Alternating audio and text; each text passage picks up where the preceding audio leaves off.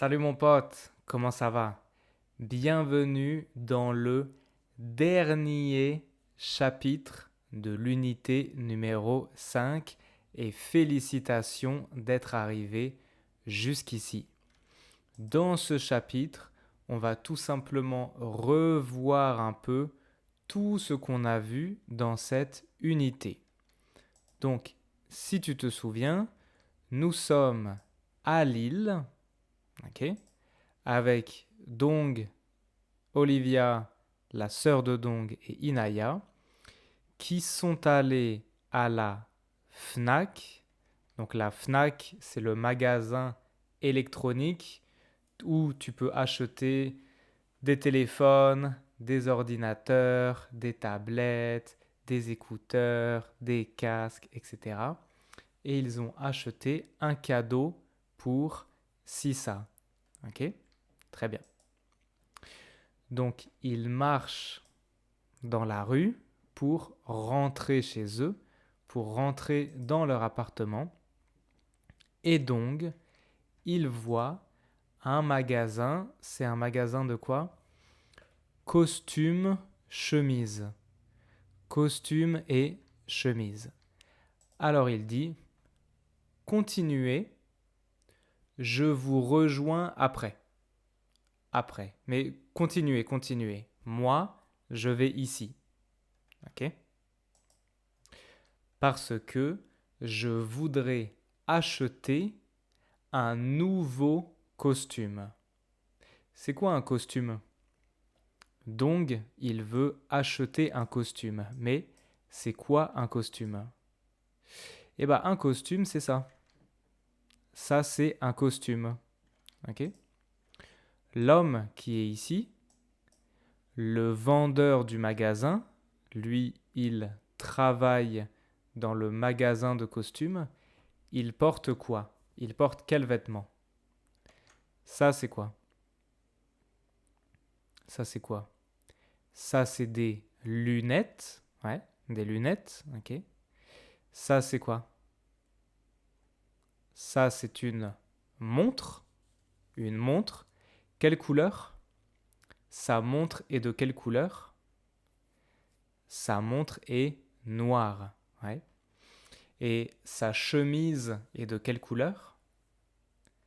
Sa chemise est de quelle couleur? Il porte une chemise blanche, bien sûr. Ok? Donc l'homme porte des lunettes, c'est ça. Une chemise blanche c'est ça. Une montre noire, ok. Et ensuite il porte un costume ou bien une veste de costume bleu, c'est ça. Hein, et une cravate grise, une cravate, c'est ça. Ok? Une cravate. La cravate, c'est ça. Ça va? Donc lui, il travaille dans le magasin et donc veut acheter un costume. Donc nous allons écouter la conversation entre Dong et le vendeur du magasin. On commence par écouter le dialogue. C'est bon? C'est parti. Bonjour messieurs, je peux vous aider? Oui, je cherche un costume avec une cravate. Très bien. Regardez, ce beau costume bleu foncé coûte 150 €. Il est léger et en coton. C'est très bien pour cet été. Ah, j'aime beaucoup. Et la cravate? Cette grande cravate grise claire est à 25 €. Nous avons aussi une petite cravate noire à 20 €. Je préfère la grise claire. Elle est plus élégante. Parfait. Voulez-vous aussi une chemise? Oui, vous avez une belle chemise blanche? Oui, bien sûr. Celle-ci est en coton, très légère. Elle coûte 40 €. Très bien. Et les chaussures noires, combien? Ces jolies chaussures en cuir noir sont à 80 €. Et celles-ci, marron foncé, sont à 75 €. Les noirs sont très classiques. Mais les marrons sont bien aussi. Finalement, je prends les noirs, c'est plus sûr. Oui, cette couleur est bien. Excellent choix. Et pour les chaussettes? Vous avez quelle couleur? Ces chaussettes en coton grise foncé coûtent 5 euros. Et celles en noir clair sont à 7 euros. Les deux me plaisent. Mais bon, avec le costume bleu, je prends les grises foncées. Très bien, monsieur. Est-ce que c'est tout ce qu'il vous faut? Oui, c'est parfait. Merci beaucoup. Merci à vous et bonne fête. C'est bon? Beaucoup d'informations. Alors, on va regarder, comme la dernière fois, le tableau qui est ici. On a donc 5 vêtements. Dong, il achète 5 vêtements. Ok? 1, 2, 3, 4, 5. Pour chaque vêtement, il y a un prix, une couleur et une matière. Sauf ici, il n'y a pas de matière. Mais pour ça, ça et ça, il y a une matière. Donc on va écouter le document encore une fois. Si tu as besoin, tu peux mettre en pause la vidéo quand tu veux. Et il faut noter dans le tableau le prix, la couleur et la matière de chaque vêtement. Donc tu peux écrire dans ton cahier le prix, la couleur, la matière de chaque vêtement. C'est bon? C'est parti. Bonjour messieurs, je peux vous aider? Oui, je cherche un costume avec une cravate. Très bien. Regardez, ce beau costume bleu foncé coûte 150 euros. Il est léger et en coton. C'est très bien pour cet été. Ah, j'aime beaucoup. Et la cravate? Cette grande cravate grise claire est à 25 euros. Nous avons aussi une petite cravate noire à 20 euros. Je préfère la grise claire. Elle est plus élégante. Parfait. Voulez-vous aussi une chemise? Oui, vous avez une belle chemise blanche? Oui, bien sûr. Celle-ci est en coton, très légère. Elle coûte 40 euros. Très bien. Et les chaussures noires, combien? Ces jolies chaussures en cuir noir sont à 80 euros. Et celles-ci, marron foncé, sont à 75 euros. Les noirs sont très classiques. Mais les marrons sont bien aussi. Finalement, je prends les noirs, c'est plus sûr. Oui, cette couleur est bien. Excellent choix. Et pour les chaussettes? Vous avez quelle couleur? Ces chaussettes en coton grise foncé coûtent 5 euros. Et celles en noir clair sont à 7 euros. Les deux me plaisent. Mais bon, avec le costume bleu, je prends les grises foncées. Très bien, monsieur. Est-ce que c'est tout ce qu'il vous faut? Oui, c'est parfait. Merci beaucoup. Merci à vous et bonne fête. Ça va? Bien sûr, si tu as besoin, tu peux revenir en arrière, écouter encore une fois. Si ça va, alors on regarde tout le dialogue. C'est la dernière fois qu'on écoute le dialogue. C'est parti. Bonjour messieurs, je peux vous aider? Oui, je cherche un costume avec une cravate. Très bien. Regardez, ce beau costume bleu foncé coûte 150 euros. Il est léger et en coton. C'est très bien pour cet été. Ah, j'aime beaucoup. Et la cravate? Cette grande cravate grise claire est à 25 euros. Nous avons aussi une petite cravate noire à 20 euros. Je préfère la grise claire. Elle est plus élégante. Parfait. Voulez-vous aussi une chemise?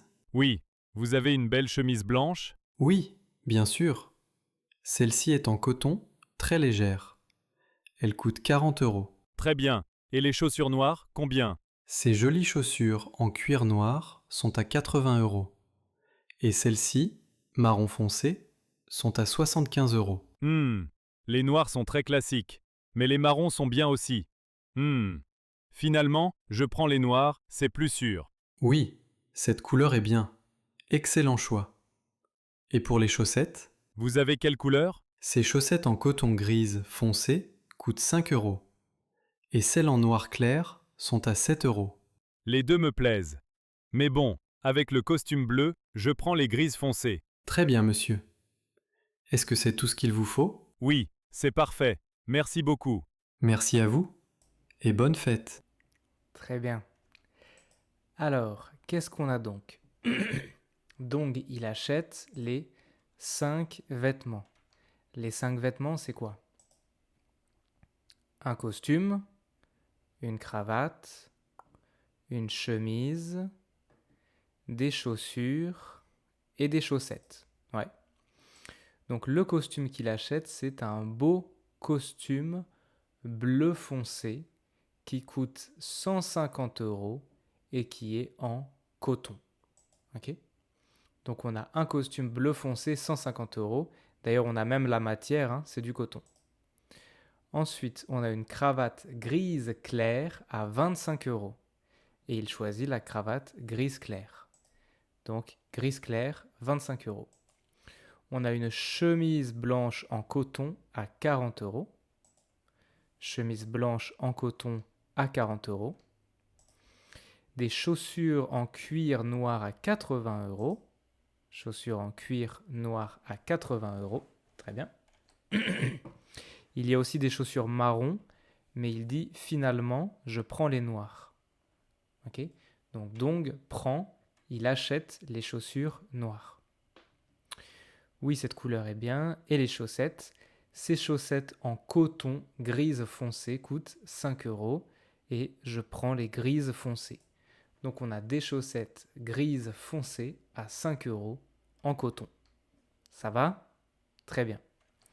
Si tu as toutes les bonnes réponses, tout bon, félicitations. Très très bien. Parfait. Alors, c'est quoi ça? Bleu foncé, grise claire, grise foncée. Foncé et clair, c'est quoi? Eh bien, en fait, clair et foncé, c'est quelque chose en plus de la couleur. Par exemple, tu peux avoir du bleu clair et du bleu foncé. Ça va? C'est bon? Par exemple, ça c'est quoi? Ça c'est quoi? C'est du bleu clair ou foncé? Ça c'est quoi? C'est du bleu clair ou foncé?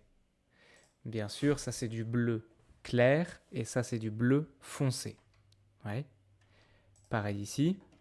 Ça c'est quoi? Ça c'est quoi? Tu peux mettre en pause 1 minute pour écrire sur ton cahier. Ça, bien sûr, c'est du gris foncé. Et ici, on a du gris clair. Ok? Clair foncé. C'est ça. Très bien. Maintenant, si tu lis le texte, regarde le texte, est-ce que tu peux trouver quels adjectifs vont devant le nom? Dans ce texte, I want you to pause the video here and identify all the adjectives that are put before the noun. Ici, il y en a 1, 2, 3, 4, 5. Il y en a 5. 5. You pause the video here and you find the 5 adjectives that are put before the noun. C'est bon? Alors on a ce beau costume, cette grande cravate, une petite cravate, une belle chemise et des jolies chaussures. As we've been discussing before, you know that most adjectives, especially colors, shapes and nationalities, are always after the noun, but these specific small adjectives that are describing the quality of something, exceptionally, we commonly put them before, ok? Ce beau costume, cette grande cravate, une petite cravate, une belle chemise, ces jolies chaussures. Très bien. Je voudrais que tu mettes la vidéo en pause et sur ton cahier, tu peux écrire les vêtements des deux personnes ici. Les personnes portent quoi? C'est quoi leurs vêtements? Vas-y. C'est bon? Eh bien, qu'est-ce qu'on a? La femme porte une longue robe blanche. L'homme porte un costume gris clair, ouais. Une chemise blanche, ouais. Une cravate noire. Très bien. Ça va? Même question ici. Je veux que tu mettes la vidéo en pause et tu écris sur ton cahier les vêtements des deux femmes. C'est bon? On regarde. La femme à gauche porte une chemise bleu clair et blanche. Ouais. Okay. Il y a du bleu clair et du blanc. Un short en jean et des chaussures noires. La femme à droite porte une chemise jaune, une jupe noire et des chaussures noires. Très bien. Dernier, je veux que tu mettes la vidéo en pause ici et tu écris les vêtements de la fille ici et de l'homme ici, des deux personnes. C'est bon? Alors la fille, elle porte un pull orange clair, un sac à dos, ouais, et un pantalon gris clair ou un pantalon blanc peut-être, blanc ou gris clair. Et le garçon, il porte un pull bleu ou vert, je sais pas, bleu ou vert clair, un jean bleu et des chaussures blanches. Ça va? Très bien. I hope you are actually doing the exercise like pausing the video and writing on your notebook. This is really the point. If you're just watching and listening to me, that's not all right. Alors, maintenant, toujours dans le même texte, dans le texte ici, quel mot on utilise pour montrer quelque chose? Quand le vendeur montre quelque chose, il utilise quel mot? What are the words that I'm using to show something? To say, oh, look at this, look at this, look at this. Bien sûr, on en a parlé dans le chapitre précédent. Ce sont ce, cette, c'est, comme ça. Oh, regardez ce beau costume. Oh, et là, cette grande cravate grise claire. Ces jolies chaussures. You remember, we use this word for two purposes, to show something or to talk about something that we previously mentioned. Ok? Par exemple, regardez ce beau costume bleu foncé. Am I showing something or I am talking about something that we mentioned before? Regardez ce beau costume bleu foncé. I am showing something. I am in the store and I say, look at this great suit, like this. Okay? Quand je dis oui, cette couleur est bien, am I showing something or am I talking about something that we talked about before? I am talking about something that we talked about before because le vendeur, non, donc il dit finalement, je prends les noirs. Et le vendeur dit oui, cette couleur est bien. Cette couleur, c'est quoi? C'est le noir. He's not showing anything. He's just making a reference to the color that has just been mentioned right before. It's like, okay, in the end, I will take the black one. Oh yeah, this color is great. Comme ça. Ça va? Très bien. Et souviens-toi, quand un mot est masculin mais qu'il commence par une voyelle, j'utilise cet, C-E-T, comme pour cet été. Ok? Très bien. Petit exercice, est-ce que tu peux compléter les phrases avec ce, cette, c'est? Tu peux mettre la vidéo en pause ici et écrire les phrases sur ton cahier. C'est bon? On regarde. Tu connais Titanic? J'adore ce film. Oups. There's a small mistake here. Should be j'adore, obviously, right? I love this movie. J'adore ce film. My mistake. Olivia veut acheter ce pantalon noir en coton, mais elle a oublié son portefeuille. Dong hésite entre ses chaussures marron et les noires là-bas. Sissa adore cette veste légère pour l'été. On prend ce bus pour aller au centre-ville? Je ne comprends pas cet exercice de grammaire. C'est trop difficile. Vous aimez ces gâteaux au chocolat? Regarde cette montre grise. Elle coûte très cher. Again, sorry about this. This should be regarde without R. Hein? Sorry about this small typo mistake here. Okay? But that's irrelevant to the grammar exercise here. Cette montre grise. Très bien.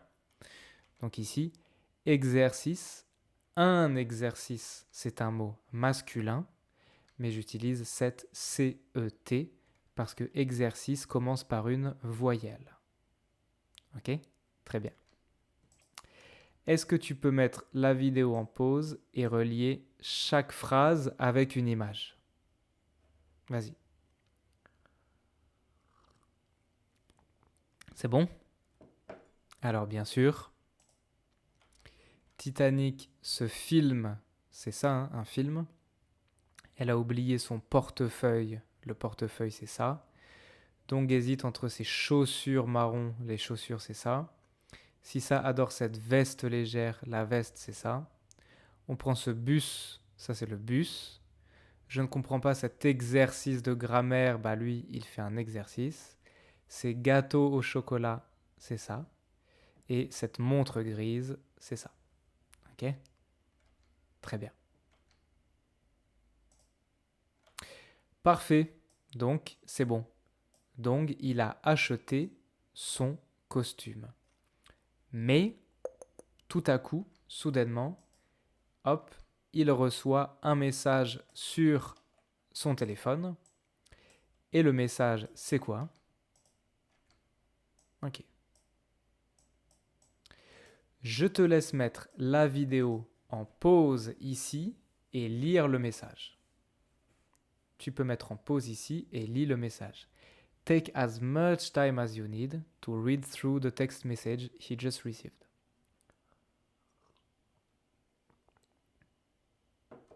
C'est bon? Allez. Première question. Qui écrit ce message? Qui écrit? Qui a écrit ça? Alors, bonjour Dong.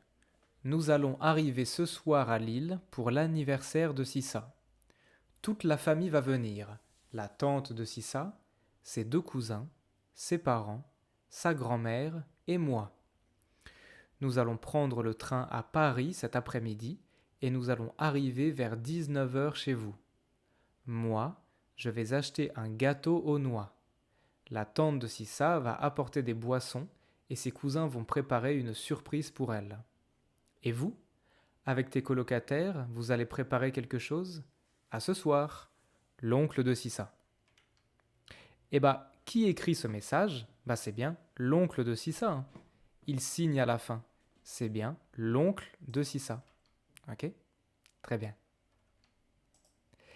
Maintenant, combien de personnes arrivent ce soir? Ok, là, il dit nous allons arriver ce soir. Combien de personnes? Une personne, deux personnes, trois personnes? Combien de personnes? Eh bien, on a la tante de Sissa, deux cousins, deux parents, sa grand-mère et moi. Donc, au total, 7 personnes arrivent ce soir. La tante, les deux cousins, les parents, la grand-mère et l'oncle. Ok? Très bien. Maintenant, qui apporte quoi? Qui apporte quoi? La tante de Sissa, elle apporte quoi? Elle apporte 1, 2, 3, 4, 5 ou 6. La tante de Sissa apporte quoi? Bah, la tante de Sissa, elle apporte des boissons. Des boissons, c'est quoi? Des boissons, c'est pour boire. Hein. Donc, c'est ça. Les cousins de Sissa, ils apportent quoi? Ils préparent quoi? Les cousins de Sissa préparent quoi? Ils préparent une Surprise, je sais pas. Une surprise. Une surprise, c'est quoi? C'est ça, hein? Ok. Et l'oncle de Sissa, il va acheter quoi? Il va acheter quoi? Un gâteau, ouais, mais ça c'est un gâteau, ça c'est un gâteau, ça c'est un gâteau. Il achète un gâteau aux noix. Aux noix. Bah un gâteau aux noix, c'est ça, hein? C'est ça. Est-ce que tu peux mettre la vidéo en pause ici et écrire le nom de chaque chose? Écrire le nom. Ça c'est quelle boisson? C'est quelle boisson? Ça c'est quel gâteau? Ça c'est quel gâteau? Ça c'est quel gâteau? Ça c'est quoi? Tu peux mettre la vidéo en pause ici et sur ton cahier, écrire le nom. C'est bon? Alors, ça, c'est du champagne. On a vu un peu dans l'unité numéro 3 ou 4, l'unité numéro 4 du champagne. Un gâteau au chocolat, un gâteau aux noix, un clafoutis aux cerises, tu te souviens ou pas? Dans l'unité numéro 3, on a regardé une vidéo sur le clafoutis aux cerises. Un train et une surprise, bien sûr. Ok? Très bien. Maintenant, est-ce que tu peux prendre une minute pour regarder tous les verbes au futur proche? So I would like you to pause here and identify in the text, read the text one more time, identify all the verbs at futur proche. All the verbs conjugated at futur proche. C'est bon? Alors, nous allons arriver, toute la famille va venir, nous allons prendre, nous allons arriver, je vais acheter, la tante de Sissa va apporter, ses cousins vont préparer, vous allez préparer, etc. Tu te souviens, le futur proche, on a le verbe aller, comme nous allons, on va, nous allons, je vais, la tante va, ses cousins vont, ok? Et on a un deuxième verbe à l'infinitif. Arriver, venir, prendre, arriver, etc. Ok? Je voudrais que tu mettes la vidéo en pause ici, lis les questions et écris les réponses. So you can pause the video here. I want you to read the question and write the answers at futur proche. I want you to use futur proche to answer the question. Ok. C'est bon? On regarde. Tu achètes une montre connectée? Oui, je vais acheter une montre connectée. Ça va? Vous portez vos nouvelles chaussures? Oui, nous allons porter nos nouvelles chaussures. Of course, vos also changes in no, right? Il met son manteau noir? Oui, il va mettre son manteau noir. Elles prennent leur tablette Samsung? Oui, elles vont prendre leur tablette Samsung. Tu arrives ce soir? Non, je ne vais pas arriver ce soir. Ah, ça c'est une phrase intéressante. Ok. Now that's an interesting sentence because we have talked about negative sentences in the past. And when we learn about negative sentences, I told you that the way to make negative sentences in French is to put ne, then you have the verb, and then you have like the negation word. Most of the time, this negation word is pas, but we have a lot of negation words, so it doesn't have to be necessarily pas. It can be another one. The most common is pas, par exemple. J'arrive ce soir. Je n'arrive pas ce soir. Of course, here the verb is arrive, and so I put ne pas on one side and the other of the verb. But you know another negation word. You know another one that we learn in unité 3 ou 4. 4, I think. 4. Jamais, right? I never do something. We have learned that jamais is a negation word. So I use it to make negative sentences. Par exemple, Je vais au cinéma. Je ne vais jamais au cinéma. I never go to the cinema. It's exactly the same logic. Hein? I have ne and the negation word from one side and the other of the verb. Okay. Now, to just make it a bit simpler, I would just consider ne pas. But everything I say here apply to any negation word. I just take ne pas as an example because it's easier this way. Okay? Donc, j'arrive ce soir, je n'arrive pas ce soir. This sentence is easy to put in a negative form because, well, I only have one verb, so I know I have to put ne pas from one side and the other of the verb. But just now, we had a sentence at futur proche. And just like we said, futur proche, we have not one, but two verbs, right? When I say je vais arriver ce soir, I have two verbs now. I have aller, je vais, and I have arriver. So, how do I know where to put ne pas? I kind of have two options here, right? Logically speaking. Because I'm supposed to put ne pas on one side and the other of the verb. But in the same sentence, I have two verbs. Then I kind of have these two options here. I can put ne pas on one side and the other of vais, or I can put ne pas on one side and the other of arriver. But only one option is correct. But what's the logic here? You know what I mean? Like, how do I know which one is correct? Well, the logic I'm about to tell you is a logic that will be applied in many cases in the future. Like this logic right here will be very useful in the future for different conjugation, different principle and everything. So this is a key concept to grasp, okay? And it's very easy and very logical, so don't worry. That's the right answer. Je ne vais pas arriver ce soir. Why is it the right answer? Because even though I have two verbs in the same sentence, the truth is I only have one conjugated verb. That's the key thing. Even though I have two verbs, or if I have 3 or 4 or 5 or how many I want, at the end of the day in the sentence, I only have one conjugated verb. That's the verb I'm interested in. That's the actual action of the sentence. That's the heart of the sentence. It's conjugated. This is what makes the sentence alive, right? So, ne pas will always be applied to the verb that's conjugated.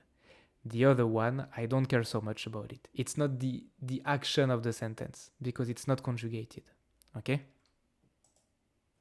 So I can rewrite the rule like this. Ne pas from one side and the other of the verb qui est conjugué, okay? And this logic, you can find it in every other context, not necessarily just for futur proche. For example, tu peux venir? Can you come? Tu peux venir? Can you pause the video here and write the answer negative? Same logic. Well, I said we have to put ne pas from one side and the other of the verb that's conjugated. Donc, non, je ne peux pas venir. Ok? Très bien.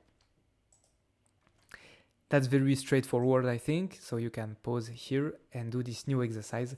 These are only sentences to answer negatively. Okay. Take your time. It's not so easy because sometimes you have to modify other words as well in the sentence. C'est bon? On regarde. Tu vas acheter une montre connectée? Non, je ne vais pas acheter de montre connectée. You can say je ne vais pas acheter une montre connectée. It's grammatically correct, but it sounds a bit more natural to say deux montres connectées. Nous allons porter nos nouvelles chaussures. non, nous n'allons pas porter nos nouvelles chaussures. Il peut venir avec son sac à dos. Non, il ne peut pas venir avec son sac à dos. Elles peuvent prendre leur tablette ce soir. Non, elles ne peuvent pas prendre leur tablette ce soir. Tu veux mettre ton manteau bleu? Non, je ne veux pas mettre mon manteau bleu. Vous voulez acheter ce portefeuille? Non, nous ne voulons pas acheter ce portefeuille. Très bien. C'est bon? Comme d'habitude, est-ce que tu peux relier chaque phrase avec un mot de vocabulaire, avec une image? C'est bon? On regarde. Oups, on regarde pas.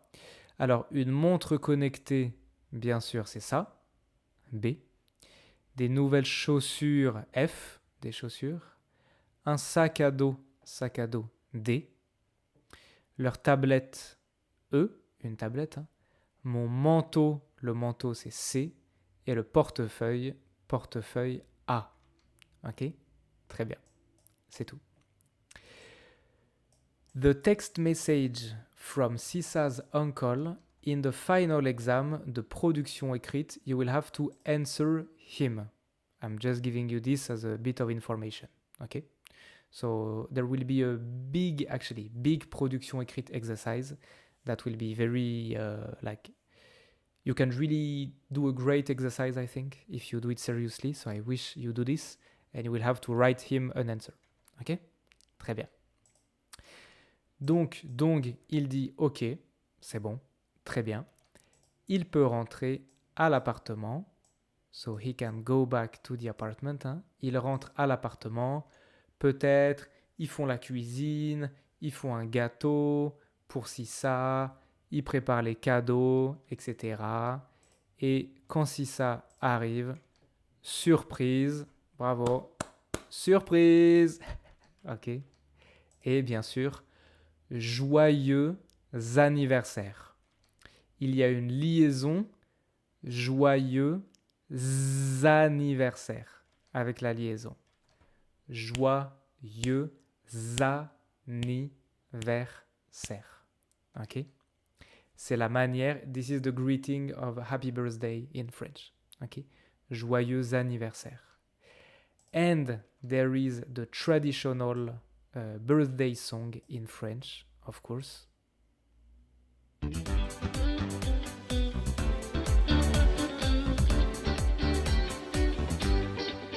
Joyeux anniversaire, joyeux anniversaire. So when you sing this song in France, on the third time you say joyeux anniversaire, at the end you will say the name of the person. So it will sound like I have to go a bit higher than my capacity, so don't make fun of me. Joyeux anniversaire, Sissa. This is how it will sound. Joyeux anniversaire, Sissa. Joyeux anniversaire. And then we stop here. So if you listen to songs on YouTube, they are very elaborate. But when people sing for their friend or family, we just sing this part here, these 4 beats. Okay? Très bien. C'est tout. That's it. Very, very short chapter today. I don't want to take more time than necessary because the final exam has many, many great exercises. So I want you to take more time to do the final exam. Le film de la semaine is a very, very famous French movie that is not so old. Some students complain that I recommend movies that are too old. So here you go. Here's a movie from not such a long time ago. It's extremely famous. I think it's famous overseas as well, so you may have heard of it. Le fabuleux destin d'Amélie Poulain. So, of course, as always, you can access the movie in the movie folder on the platform, right? Final exam, I am counting on you to do it seriously. There are a lot of exercises. If you have any doubt before doing the exam, I just wanted to remind you that on the platform, on top of this course, you also have the grammar course as well. So if you want to do more practice exercises about a specific grammar topic, you can always go in this one to practice just grammar exercises. No course explanation, just purely exercises. Et c'est tout. L'unité numéro 6 sera à propos de la vie quotidienne. So unit number 6 will be about daily activities like the time and what you do during the day, etc. And if next unit is unit number 6, what it means is that we have reached the, I was going to say the end, not the end, but the midpoint of this course, because the course is 10 units long and we've just finished unité 5. Donc félicitations, bravo, that's something you can be proud of. And the good news is that I think the second part, like unit 6 to 10, will be more interesting than unit 0 to 5, because as we move forward, you have more and more vocabulary and more grammar, so we can do more interesting things together. Okay? Félicitations. Again, I am counting on you to do the final exam seriously without any help, a lot of exercises. I'm counting on you. Ok? Rendez-vous dans l'unité numéro 6. Ciao mon pote.